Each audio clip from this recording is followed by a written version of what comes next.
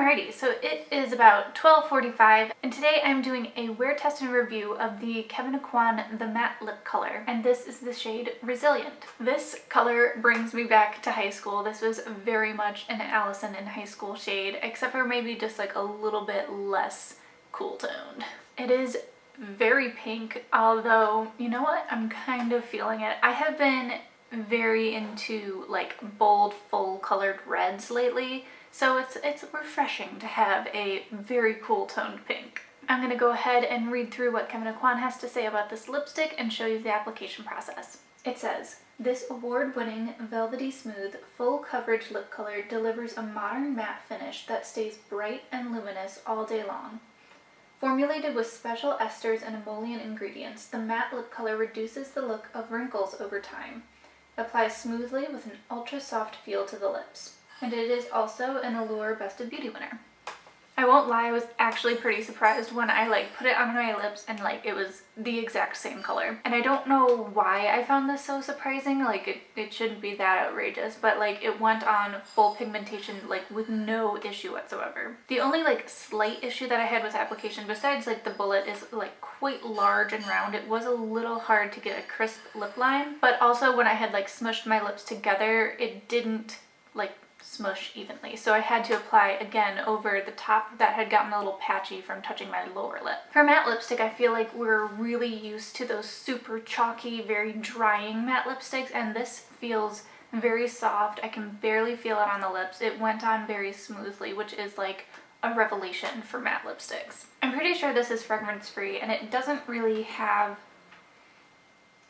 it kind of smells like, not cheap lipstick, but I think because they haven't added any fragrance to it, you can really smell the emollients and the waxes, which it's not the sexiest smell in the world, but at least it's not horrible bubblegum flavor or something. That's all I've got for you for this little introduction section. So we're gonna see how long this is going to wear, and I will check back in a little bit. So it is nearly 4 o'clock now, which puts us at a little bit more than 3 hours of wear. And really the lipstick is wearing really well. It just kind of looks a little more fuzzy, and it has been transferring, so this is definitely not transfer proof.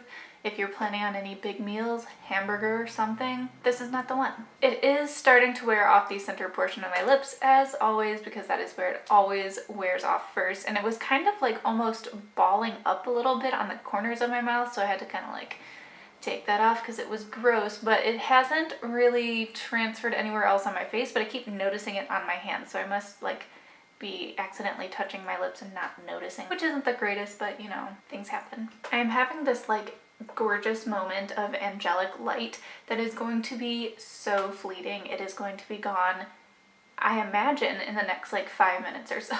I am also going out tonight. It is Mardi Gras season in New Orleans, so there is a parade tonight, and I'm leaving in a little bit longer than an hour, which means I will probably be back late and the lighting will be horrific, but I will check back in to show you how well this is worn through what will be an interesting wear test. It is just about 10 o'clock and I am totally shocked because the lipstick is still there. I had a really greasy pizza dinner and then I was out at a parade, so it has been through the paces and is, really looking really good. So I understand how it won that Allure Best of Beauty award, and I'm really liking it. I am going to, thank God, take off my makeup now and go to bed. But I will put a full write-up and review on the blog later today at lipstickaday.com, and I will see you next time.